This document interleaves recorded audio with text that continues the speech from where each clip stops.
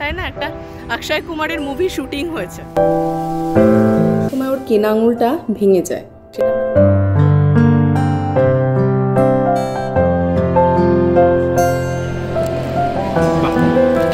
ভালো লাগছে আমার মনে হয়। ওই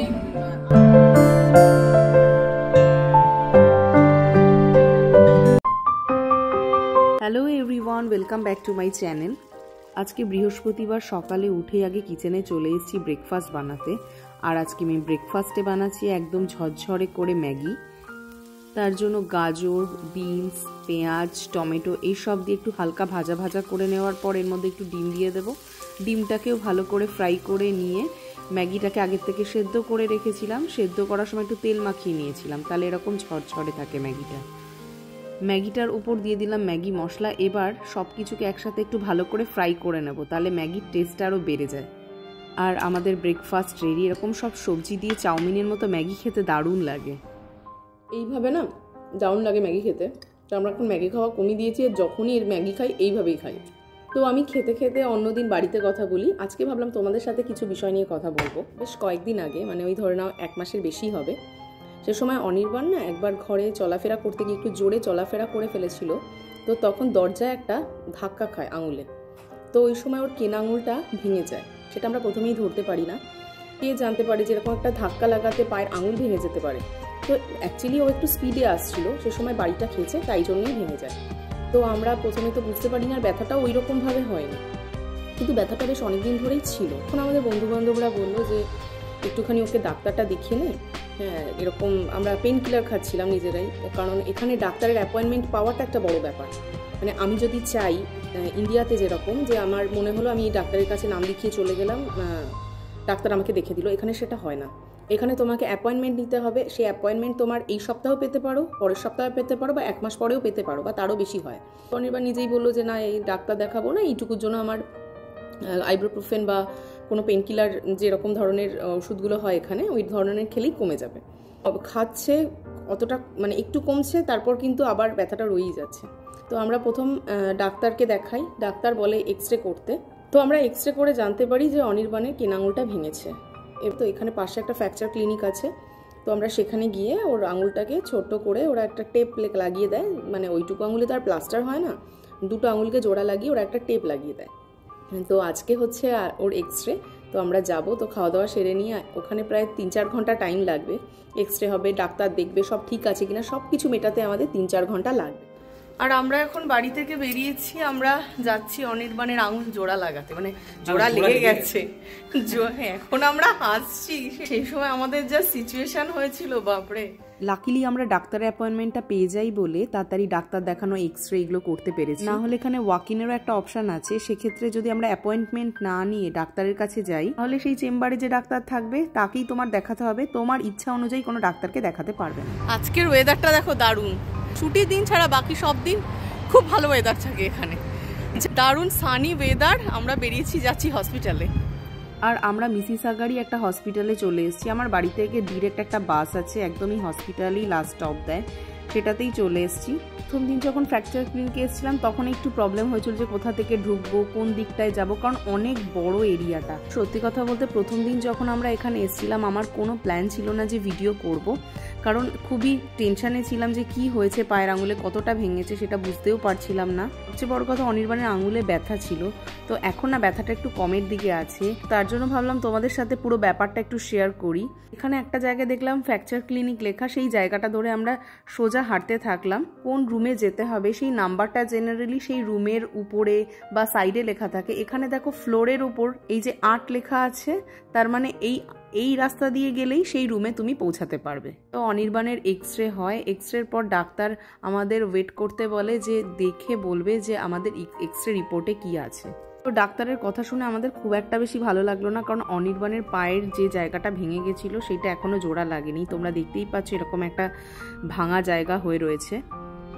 আর আমরা ক্লিনিক থেকে বেরিয়ে গেছি, অনির্বাণের পা এখনো জোড়া লাগেনি। 1 মাস পরে আবার আসতে বলেছে।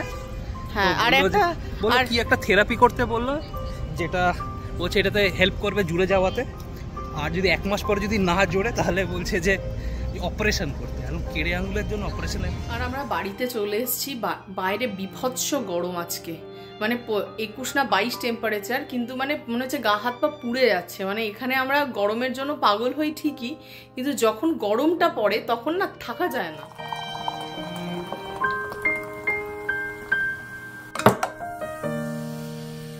এই গরমে এসে একটুখানি আগে কোল্ড ড্রিঙ্কস খেয়ে নিলাম, আর আগের দিনে সব রান্না করাই ছিল সেটাই গুছিয়ে নিলাম।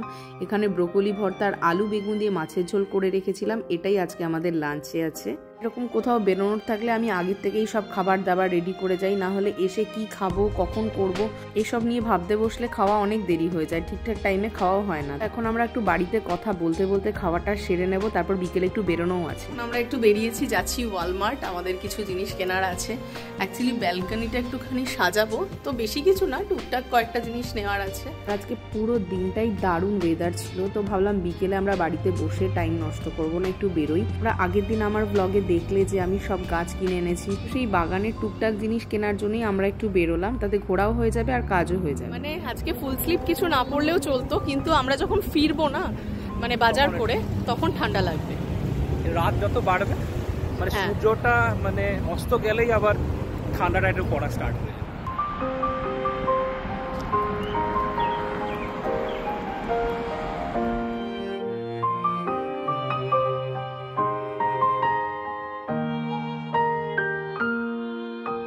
ওয়ালমার্ট যাচ্ছি আমরা, আর ওয়ালমার্ট যাওয়ার পথে একটা রাস্তা পড়ে। এই জায়গাটা মানে যেই জায়গাটায় আমি দাঁড়িয়ে আছি আর কি, এই জায়গাটায় না একটা অক্ষয় কুমারের মুভি শুটিং হয়েছে, ঠিক এই জায়গাটাতেই হয়েছে। আর এই পিঙ্ক কালারের বিল্ডিংটাও দেখা যাচ্ছিল। মিস্টার অ্যান্ড মিসেস খিলাড়ি বলে একটা সিনেমা আছে অক্ষয় কুমার আর জুহি চাওলার, তো তার যে টাইটেল সংটা এখানে শুটিং হয়েছে, মানে পুরো ক্যানাডাতেই শুটিং হয়েছে ওটা, নাইগ্রা ফলস, টরন্টো, তারপর মানে এই জায়গাটা দেখে বোঝা যাচ্ছে মিসিসাগাতেও শুটিং হয়েছে। তো এই বিল্ডিং, এই যে পিঙ্ক কালারের যে বিল্ডিংগুলো দেখতে পাচ্ছ, এই বিল্ডিংয়ের সামনেই হয়েছে, আর এই পার্কিং লটেই হয়েছে। তখন এত বিল্ডিং এখানে ছিল না। হ্যাঁ, ওই গানটা দেখার পর আর এখন এই জায়গাটা দেখার পর দুটোকে না মেলাতে পারি না যে কত পরিবর্তন হয়েছে। সব উঁচু উঁচু বিল্ডিংয়ে এই জায়গাটা পুরো ভর্তি, আর তখন না এত উঁচু উঁচু বিল্ডিং ছিল না, পার্কিং লটটাও এরকম শেড দেওয়া ছিল না, পুরো ওপেন পার্কিং লট ছিল। তো যাই হোক, আমরা এখন চলে আসলাম স্কয়ার ওয়ান মল। তো আমাদের ওই দুপুরবেলা খাওয়ার পর একটুখানি রেস্ট নিয়েছিলাম, অনির্বাণ অফিসের কিছু কাজ করছিল, তো ঘুম থেকে উঠে যখন বেরোলাম তখন বেশ খিদে পাচ্ছিল। তো অনির্বাণকে বললাম আগে গিয়ে একটু কিছু খাবো, কারণ বাড়িতে আজকে কিছুই স্ন্যাক্স কিছু নেই ঘরে, তো একটুখানি ভাবলাম টিম হর্টন থেকে একটা কিছু খাওয়া যেতে পারে। আর এই স্কয়ার ওয়ানে ঢুকলেই দেখেছি এই টিম হর্টনটায় বিশাল ভিড় হয়, আর খাবারও সব ফুরিয়ে যায় যখনই আসি। তো এখান থেকে এরকম রোস্টেড রেড পেপার একটা পেস্ট্রি আছে, সেইটা নিলাম, শাওয়ার ক্রিম গ্লেজড একটা ডোনাট সেটাও নিলাম, আর আরেকটা অনির্বাণের জন্য এক ধরনের পেস্ট্রি নিলাম, সেটা হচ্ছে এই যে ক্যারামেলাইজড অনিয়ন বলে একটা পেস্ট্রি আছে, এইটা। এই দুটো পেস্ট্রি খুব টেস্টি বলে আমরা নিলাম। খেয়ে দেখো কেমন, দারুণ খেতে, খাও।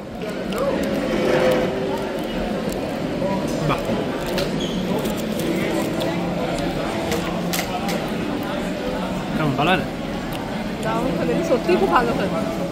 আমরা প্রথমেই চলে আসলাম ডলারামায়। ডলারামার থেকে আমার বেশ কিছু জিনিস নেওয়ার আছে, কিন্তু জানি না আমি সবকিছু পাবো কিনা। আর এখানে সব বারবিকিউয়ের জিনিস রাখা রয়েছে। এখানে যেহেতু সামারে সবাই কোনো স্টেট পার্কে গিয়ে বা নিজের বাড়ির ব্যাকইয়ার্ডে বারবিকিউ করে, তো তার জন্য এই সেকশনটায় সব বারবিকিউর জিনিস পাওয়া যায়। তো আমি এখান থেকে একটা আইস কিউবের একটা বক্স নিলাম। এই ঢাকা দিয়া বক্সগুলো আমার ভীষণ কাজে লাগে। এটা কি দেখছো? তোমার মাথা যখন গরম হয়ে যাবে, তোমার মাথাটা থেকে হাওয়া, আমার মাথা থেকে তোমার মাথায় এটা বেশি কাজে লাগবে। যখন মানে তোমার পকেট ফাঁকা হয়ে যাবে, তখন এটা তোমার মাথায় চালিয়ে দেবো, মাথার পাশে। আর এইদিকে অনির্বাণ একটু আর্টিফিশিয়াল প্লান্টস দেখছে। এই রকম ধরনের পাতাগুলো ব্যালকনিতে রাখলে কিন্তু খারাপ লাগবে না। নতুন কিছু পেলে? দেখো, এটা বেশি ভালো লাগছে আমার মনে হয়। ওই একটা জায়গায় থাকলে ভালো লাগবে, এটার দামটা অতটা বেশি না, $4 বলছে। ঠিক আছে, কি নেবো কি তাহলে? নিয়ে নাও। আর এখানকার আর্টিফিশিয়াল প্লান্টগুলো আমার এত ভালো লাগে। আর ওদের এখানে যে সবসময় একই ধরনের জিনিস পাওয়া যায় তা নয়, ওরা ঘুরিয়ে ফিরিয়ে এরকম ধরনের আর্টিফিশিয়াল প্লান্ট আনতে থাকে, আর প্রতিটা গাছই খুব সুন্দর দেখতে। তো আমার এই প্লান্টটা খুব কালারফুল লাগলো বলে ভাবলাম এটাই নিয়ে, এটা ব্যালকনিতে রাখলে বেশ ভালোই লাগবে যদি কোনো সেন্টার টেবিলের ওপর রাখি। আর তারপর ব্যালকনির জন্যই এরকম কিছু ওয়াল হ্যাঙ্গিং নিলাম, আরও অনেক কিছু নিয়েছি, তোমাদের সাথে তো পরে শেয়ার করবই যখন নিজের ব্যালকনিটা সাজাবো। ডলারামাতে আমাদের অনেকক্ষণ টাইম লেগে গেছে বলে তাড়াতাড়ি ওয়ালমার্টে চলে আসলাম। এখানকার ওয়ালমার্টটা না অনেক বড়। দেখো, এখানে একটা এসক্যালেটার আছে, যেখানে তুমি একটা জায়গা দিয়ে উঠবে আর তোমার কার্ড যেটা আছে সেটা আবার আলাদা জায়গা দিয়ে যাবে। তো আমরা অনেকবার ওয়ালমার্টে এসেছি, তোমাদের সাথে কখনো শেয়ার করা হয়নি, তো ভাবলাম আজকে একবার দেখিয়ে দিই, এটা আমাদের বেশ ভালো লাগে। ডলারামাতে অনেকটাই দেরি করে ফেলেছি, তার জন্য ভাবলাম তাড়াতাড়ি আগে ওয়ালমার্টের বাজারটা সারি। তোমাদের সাথে কি কি কিনছি হয়তো সব কিছু শেয়ার করতে পারছি না, কারণ আমাদের অলরেডি অনেকটাই লেট হয়ে গেছে, বাড়ি যাওয়া আছে, তারপর গিয়ে একটা ডিনারেও কিছু বানাতে হবে। তো খুব তাড়াতাড়ি আমি লিস্ট মিলিয়ে ওয়ালমার্টে যা যা নেওয়ার সেগুলো নিয়ে নিলাম। আর তোমাদের একটা জিনিস দেখাই, আমি রিসেন্টলি লরিয়ালের এই শ্যাম্পুটা ইউজ করছি, ভীষণ ভালো। আমার এখানে হেয়ার ফল এত হতো, এখন অতটা হেয়ার ফল হচ্ছে না এই শ্যাম্পু আর কন্ডিশনারটা দেওয়ার পর থেকে। আমরা ফিরে গেছি ওয়ালমার্ট থেকে। অ্যাকচুয়ালি ওয়ালমার্টের থেকে ডলারামাতেই আজকে বেশিক্ষণ টাইম লেগেছে। তো আজকে না অ্যাকচুয়ালি খুব টায়ার্ডও লাগছে, মানে সারাদিন ঘুরে। তো ভাবলাম একটু শর্টে কিছু বানাই, কারণ ডিনারে কিছু বানানো ছিল না। আর দেখো এখানে আমি সব সবজি কেটে নিয়েছি, এখানে orange bell pepper, red bell pepper আর পেঁয়াজ, লেবু সব কেটে নিয়েছি। আর এখানে একটু বোনলেস চিকেনের থাইকে ছোট ছোট পিস করে কেটে নিয়েছি, একটু লম্বাটে করে কেটেছি। এবার এর মধ্যে দিয়ে দিলাম একটু লেবুর রস, আর এরকম আমার কাছে একটা ট্যাকোর সিজনিং পাউডার আছে, তো সেটা এর মধ্যে দিয়ে দিলাম। 2 চামচ মতো এই পাউডারটা দিয়েছি, তার সাথে দিলাম চিলি ফ্লেক্স, অনিয়ন পাউডার আর গার্লিক পাউডার। তার উপর দিয়ে দিলাম একটু কাশ্মীরি রেড চিলি পাউডার, গোলমরিচের গুঁড়ো আর খুব সামান্য একটু তেল দিয়ে এটাকে ভালো করে ম্যারিনেট করে 10 মিনিট রেখে দেবো। এরপর কড়াই গরম করে একটু অলিভ অয়েল দিয়ে এটাকে হালকা করে একটু ফ্রাই করে নেব। খুব বেশি ভাজা ভাজা করবো না, তাহলে মাংসটা ছিবড়ে হয়ে যেতে পারে। তার আগেই আমি এর মধ্যে দিয়ে দিলাম একটু বেল পেপার আর পেঁয়াজ, সেগুলোকে সব কিছুকে দিয়ে একসাথে ভালো করে ফ্রাই করে নিলেই আমি আজকে একটা র্যাপ বানাবো প্ল্যান করেছি, তার স্টাফিংটা রেডি হয়ে যাবে। আমার ঘরে সবসময় কেনা রুটি থাকে, সেই রুটি আমি একটু ভালো করে ফ্রাই করে নিলাম। এগুলো আটার রুটি, সব গ্রসারি স্টোরেই এখানে পাওয়া যায়, তো আমি কিনে এনে রেখে দিই, দরকারে এটা কাজে লেগে যায়। এবার মাংস আর ক্যাপসিকামে যে স্টাফিংটা বানিয়েছিলাম সেটা এর ওপর দিয়ে চিকেন রোলের মতো এটাকে মুড়িয়ে নিলে এরকম একটা সুন্দর র্যাপ রেডি হয়ে যাবে। এটা কিন্তু খুব ইজি আর খেতেও খুব টেস্টি হয়। তোমরা যারা ওয়েট লস প্ল্যানে আছো তারা কিন্তু এইভাবে একটা রোল বানিয়ে খেতেই পারো, সেক্ষেত্রে বাড়িতে বানানো রুটিটা ইউজ করাই বেস্ট। তো এখন আমি ডিনারটা করে নিই। অনির্বাণের আবার মিটিং স্টার্ট হয়েছে, আজকে অনেকক্ষণ অফিসের কাজ করতে পারেনি, তো অফিসের কাজে চলে গেছে ও। আর আমি আমার ভিডিওটা আজকে এখানেই শেষ করছি। ভিডিও ভালো লাগলে লাইক, কমেন্ট, শেয়ার করে দিও। আর তোমরা যদি কেউ আমার চ্যানেলে নতুন হও তাহলে অবশ্যই আমার চ্যানেলটাকে সাবস্ক্রাইব করে নিও।